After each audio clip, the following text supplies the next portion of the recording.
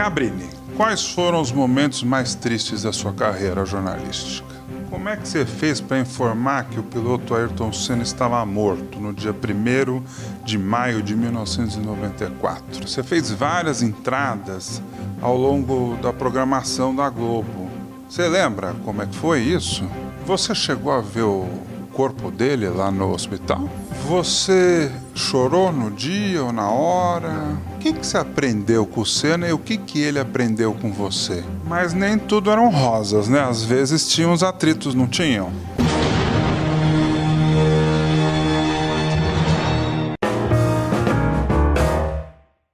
Antes de começar a minha entrevista com o jornalista Roberto Cabrini do SBT, eu tenho um recado muito importante. Inscreva-se no canal agora, ative o sino e traga os seus amigos. Quanto maior o número de inscritos, mais entrevistas eu vou fazer aqui no canal. Eu conto com a ajuda de vocês. Cabrini, quais foram os momentos mais tristes da sua carreira jornalística?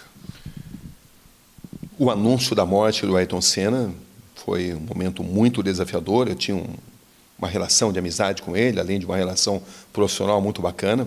E está abrindo o livro, né? Está aqui na minha mão. Não é sem motivo que abre o capítulo, porque eu tenho enorme respeito pelo personagem histórico Ayrton Senna. Foi assim um momento muito marcante na minha carreira.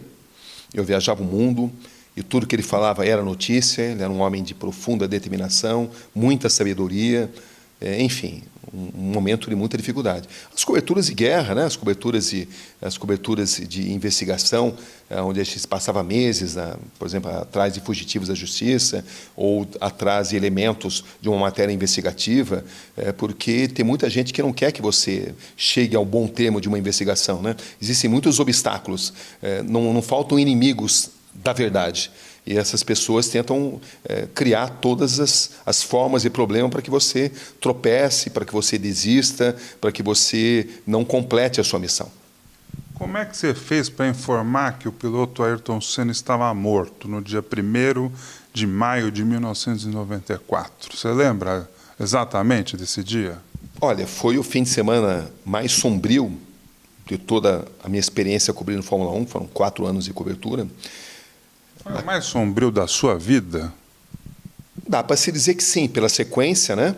Porque eu lembro que eu estava escrevendo um texto sobre os perigos da Tamburello. O Piquet quase já tinha morrido na Tamburello. Eu ia entrevistar o Senna sobre isso quando aconteceu na sexta-feira o acidente com o Rubens Barrichello, onde o Rubinho quase morreu, onde o Senna me deu a última entrevista oficial.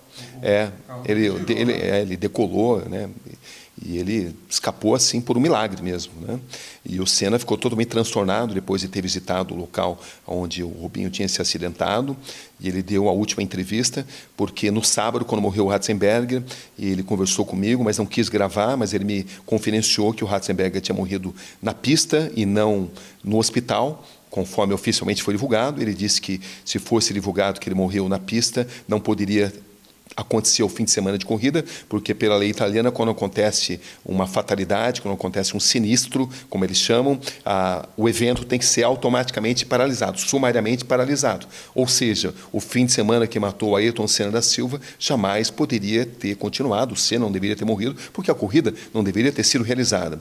E por tudo aquilo que eu investiguei, eu fiquei muito tempo na minha carreira investigando, não só o que eu vi naquele fim de semana, como também posteriormente eu investiguei muitos detalhes. Eu cheguei à conclusão de que o Senna morreu na pista, conversando com muitos pilotos, conseguindo muitas informações.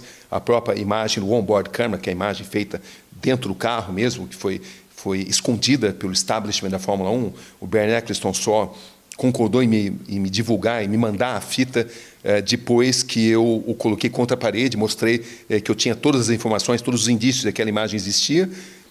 Só que ela foi divulgada e ela chegou às minhas mãos com um detalhe marcante, né? No último segundo, antes do impacto contra o muro da Tamburello, a imagem é cortada, sob a alegação de que o diretor de prova tinha cortado para uma outra imagem. Editaram. Tudo indica que sim. Todas as pessoas do ramo televisivo têm essa mesma ideia, embora oficialmente o establishment da Fórmula 1, o sistema da Fórmula 1... eles dizem que o sinal foi cortado por uma outra imagem, que naquele momento poderia ser mais importante, é o que eles dizem, mas ninguém acredita nisso, né?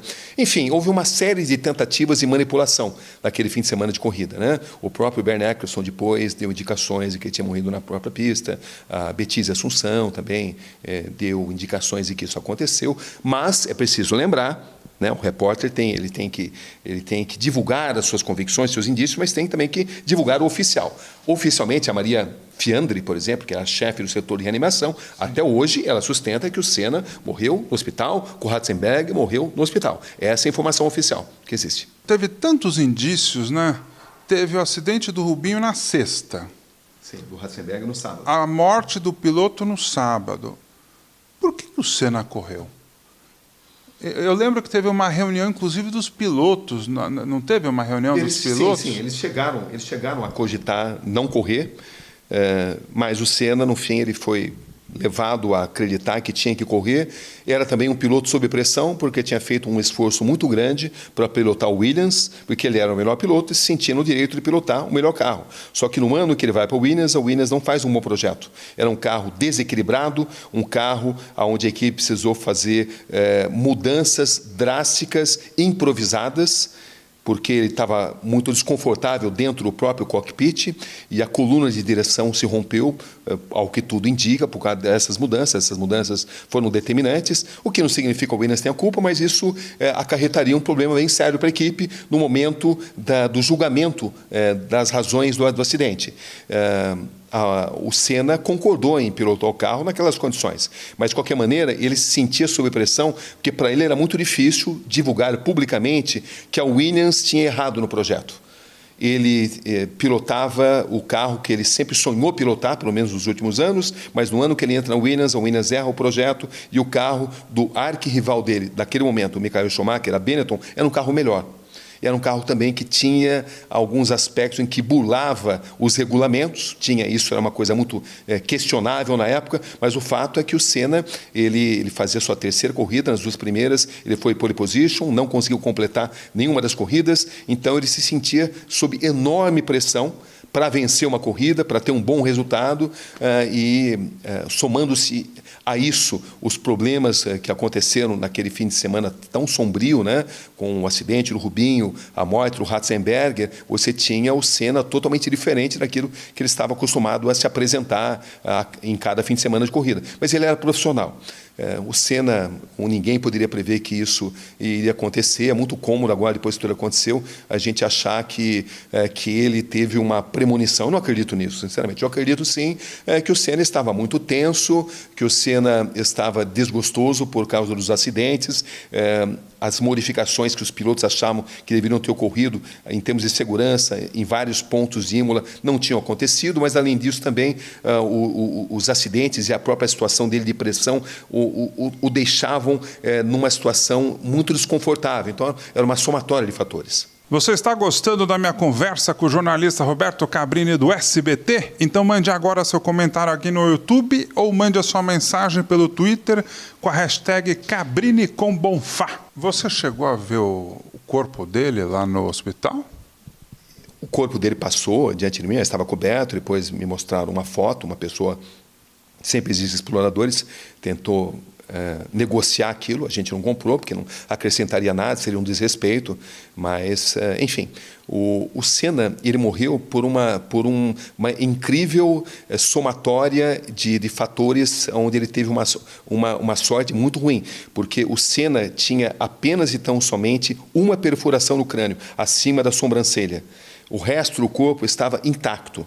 Acontece que quando o braço da suspensão se choca, o braço da suspensão, quando o carro se choca, o braço da suspensão se transforma numa lança. Essa lança perfura o capacete e perfura também o crânio do Ayrton Senna, numa profundidade de 10 centímetros.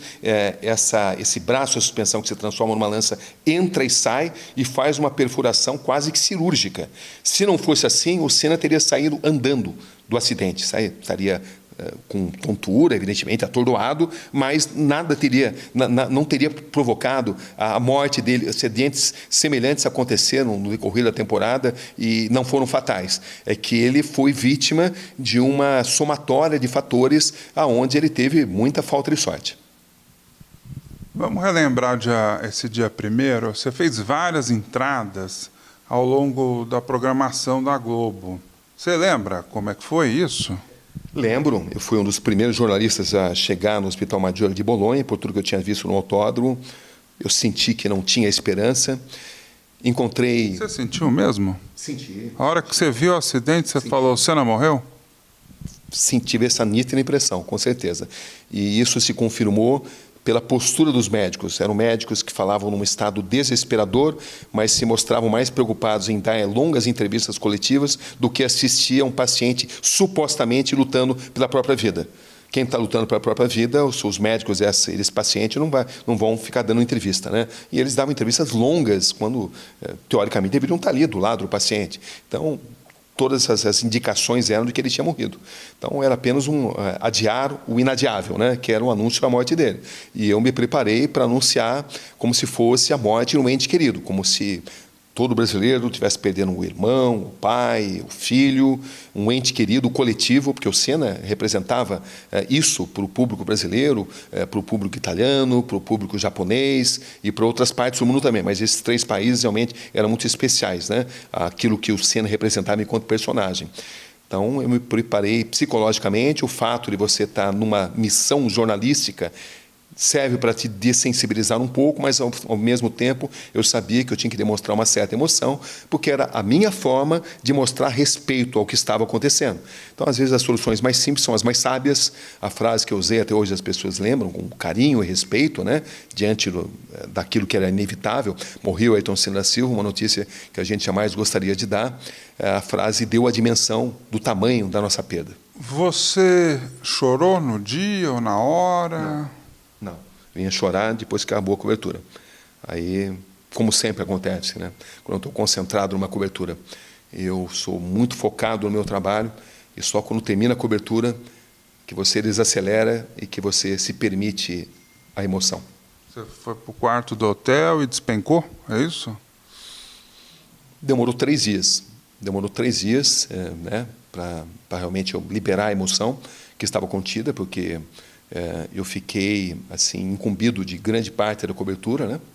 Estava concentradão. Estava muito concentrado no trabalho. Claro que eu estava emocionado, né? Minha própria voz mostra que eu estava muito emocionado. Mas isso não impedia de eu continuar executando a minha função. Mas depois que passou essa primeira fase de grande exigência profissional... Que peso, né, cara? Aí sim, eu chorei, mas chorei sozinho e decidi que não iria mais cobrir Fórmula 1. Então, poucos meses depois, eu deixei a cobertura e passei a me dedicar a outros aspectos do jornalismo. Você quer saber quem é o próximo entrevistado do programa? Você quer sugerir um novo convidado para eu entrevistar e ter o seu nome citado durante a gravação? Então me siga no Twitter e no Instagram. No Twitter é @mbonfá e no Instagram é @marbonfá. Me siga nas minhas redes sociais para não perder nada do ping-pong com Bonfá. O que você aprendeu com o Senna e o que ele aprendeu com você? Porque vocês foram amigos, né? Sim, a gente convivia muito, né? Determinação. O Senna admirava muito a minha determinação. Ele falava isso para muita gente, né? A própria Adriane Galisteu, numa entrevista que eu fiz recentemente, ela falou, olha, eu preciso te contar aquilo que o Ayrton falava a seu respeito. Era sempre isso, né?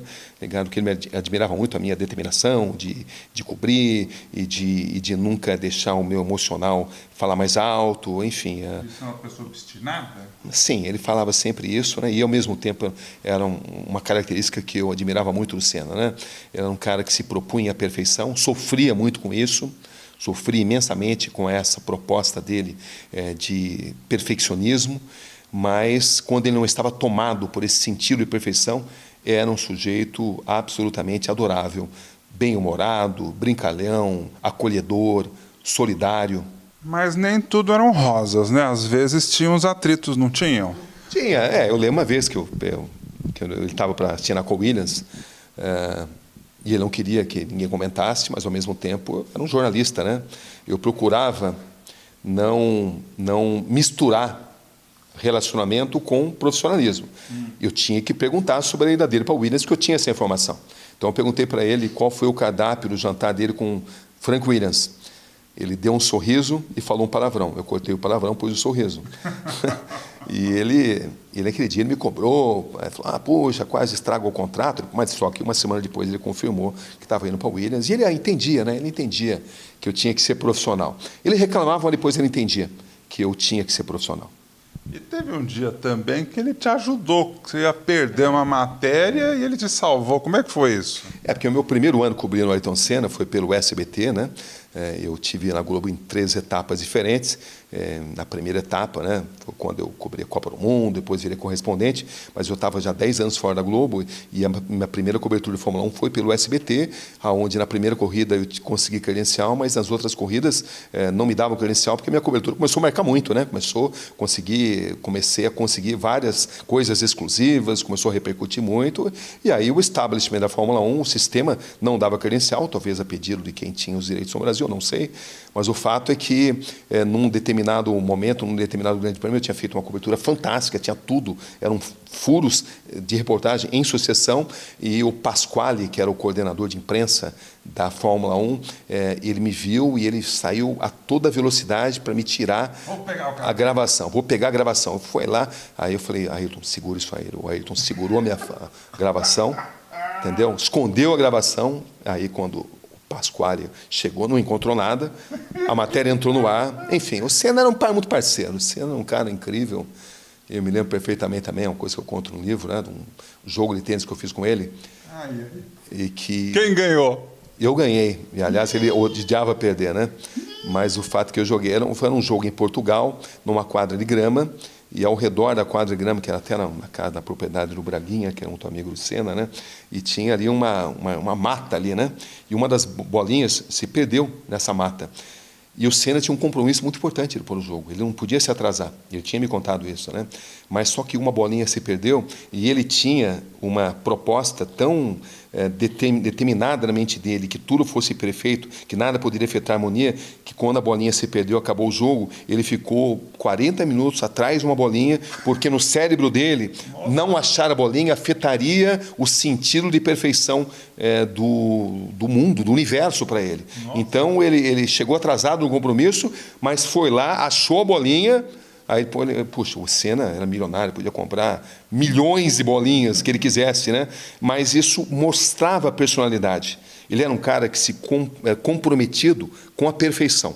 Não aceitava nada menos do que a perfeição. Ele era o cara que, por último, tirava o pé do acelerador em cada curva, que estudava cada manobra com muita audácia, com muita coragem, e tinha um sentido assim de perfeccionismo e de determinação que os outros pilotos não tinham. Por isso ele era o Ayrton Senna, por isso ele foi esse grande personagem que até hoje é estudado. Não é o que ganhou mais corridas, não é o que ganhou mais campeonatos, não é o que ganhou mais pole positions, mas até hoje ele é reconhecido universalmente como o melhor piloto, por causa desse pacote que unia carisma e determinação que ninguém mais conseguiu demonstrar. Você fala no seu livro Senna, o dia que não terminou. Por quê? Porque ficou um grande vazio, ficaram perguntas sem resposta. Isso jamais vai passar. Esse vazio deixado por Ayrton Senna é interminável, mas é o limite do nosso amor por ele. Ficou um buraco para o brasileiro, né? Que jamais vai ser preenchido. Quanto tempo você demorou para escrever este livro aqui? Foram 4 anos, do momento em que eu recebi o convite da editora Planeta até eu terminar. O ato de escrever cada capítulo era relativamente rápido. A questão é entrar no chamado estado alfa, como eu descreveria, né? Que é o estado necessário para você fazer algo profundo, algo intenso, que não seja burocrático, que não seja superficial. Primeiro eu precisava escolher os capítulos, o que foi muito difícil, não só daqueles que eu ia escolher, mas aqueles que eu ia deixar de fora, já que são 42 anos, muitas histórias, muitas experiências e muita coisa interessante. Eu fui obrigado a abrir mão, pelo menos nesse momento, em detrimento de outras histórias. Mas eu fiquei feliz com as escolhas, porque elas são diversificadas, são histórias que partem do ponto de vista da importância humana, da importância para a própria sociedade. Muitas dessas histórias histórias foram ganhadoras de prêmios, outras foram histórias que marcaram do ponto de vista emocional, enfim, e outras ainda marcaram do ponto de vista humano. Então ficou um livro bastante diversificado, do qual eu tenho muito orgulho de ter feito, porque as primeiras impressões das pessoas que têm lido, críticos e leitores, são as melhores possíveis, e eu me sinto muito feliz de ter aceito esse convite da Editora Planeta e poder transmitir, poder compartilhar as minhas experiências com as pessoas. Mas vamos lá, como é que você fez para selecionar essas 10 histórias aqui? Qual foi o teu critério? Você deve ter... Eu acho que você fez uma peneira, né? Eu costumo dizer que mais difícil de escolher a que vai entrar é abrir mão daquela que não vai entrar, né? Isso foi muito difícil, porque tem muita história, por exemplo, a entrevista com o Collor, que foi a primeira depois do impeachment, ou, por exemplo, a venda de crianças, uma cobertura que foi reconhecida internacionalmente. Foram histórias que marcaram profundamente, ou a entrevista com o Matheus da Costa Meira, o atirador de shopping, e por aí vai, né? Mas o critério, Bonfá, foi, em primeiro lugar, as matérias ganhadoras de prêmios, porque foram historicamente significativas. Então, a matéria que ganhou o prêmio ESSO, que é a investigação da pedofilia na Igreja Católica, a matéria que ganhou o prêmio Libero Badaró, que é a investigação do voo 254, que foi uma investigação realmente muito importante, a matéria que ganhou o prêmio Vladimir Herzog, que foi a cobertura de guerra no Afeganistão. Enfim, então esses foram os primeiros critérios. Depois, as matérias que marcaram época e que repercutiram muito. Então, eu acrescentei a isso a cobertura de guerra no Iraque, que também foi uma matéria que ganhou o prêmio pelo conjunto, o prêmio da PCA, essa matéria foi uma das responsáveis, junto com a matéria do Fernando Collor de Mello, né? Foi a primeira vez que um programa jornalístico ganhou com o melhor programa do ano, entendeu? Não foi só vencer programas da TV Globo, por exemplo, que é uma tarefa muito difícil, foi vencer todos os programas, as novelas, os programas de linha de show, e isso aconteceu com essa matéria do Iraque, que foi uma das mais importantes, né? Mas nesse mesmo ano, por exemplo, eu fiz uma matéria muito impactante com os guerrilheiros, dos ativistas do Hamas, aqueles que decidem fazer o martírio, ou seja, se suicidam, viram homens-bomba.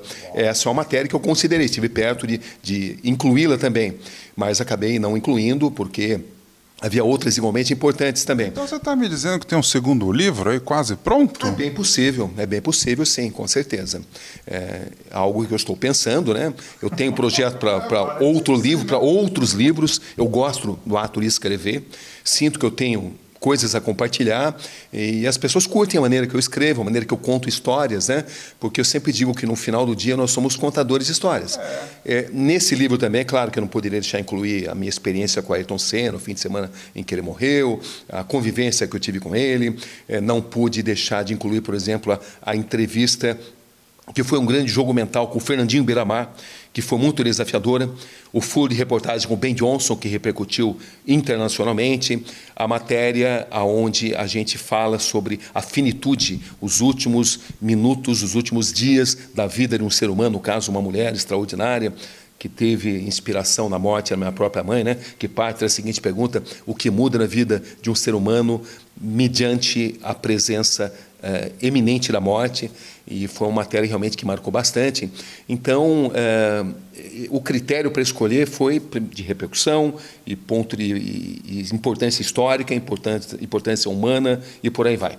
Agora, muita gente está pensando assim, mas essas reportagens já foram para o ar. Será que tem história inédita no livro? Será que tem história que ele nunca contou para ninguém? Olha, não há um único capítulo onde não haja grandes novidades. Algumas vezes, inclusive, eu mesmo não me dava conta disso. Até porque, quando você faz uma matéria, você cuida de que ela entre no ar. Mas os meandros para você chegar até isso, os bastidores, você nunca conta. Então, tem uma série de coisas que eu jamais tinha contado. E, para mim, foi um processo extremamente extenuante. Eu terminava totalmente exausto, porque eu tinha que reviver cada emoção, eu tinha que reviver os meus sentimentos, né? Diante das matérias, o medo, a hesitação, a convicção, e eu terminava realmente muito cansado depois de cada matéria, porque eu tinha que me transportar para cada situação, e eu fiz descobertas que até eu mesmo não tinha me dado conta sobre o processo de se fazer cada matéria. Porque cada uma dessas matérias exigiu um esforço totalmente distinto, totalmente singular em relação às outras. Então, eu posso afirmar que Quem viu vai gostar, e quem não viu vai gostar da mesma forma. Não tem a menor dependência de você ter visto, você ter deixado de ver. Até porque boa parte dos relatos são inéditos, né? As pessoas não sabem. Eu conto os bastidores muito interessantes da nossa profissão, dos momentos em que dá tudo certo, dos momentos que você pensa em desistir, dos momentos em que você vai para fazer uma matéria, acaba voltando com outra. Enfim, o dia a dia, né, da reportagem investigativa, que é um dia a dia formado por conquistas e por reveses também. Meu amigo Roberto Cabrini, adorei a entrevista. Esse livro é imperdível, eu recomendo, vale muito a pena. Te agradeço a conversa. Muito obrigado. Um privilégio. Você é um grande perguntador. Fiquei feliz de estar aqui contigo. Eu também. Obrigado por abrir a porta aqui da sua casa para o nosso programa. Gente, vamos ficando por aqui. Se você está chegando agora, inscreva-se no canal e ative o sino. Se você já faz parte aqui da nossa família, curta, comente e compartilhe. Um beijo grande e até o próximo programa. Tchau, tchau. Curtiu essa entrevista? Ah, que bacana. Temos muitas para você assistir. É só clicar nesse retângulo para você ver a próxima entrevista. Aí não se esqueça de se inscrever aqui no Ping Pong com Bonfá. Tá vendo esse círculo com a minha cara? Só clicar aí para você ficar sabendo das novidades do Talk Show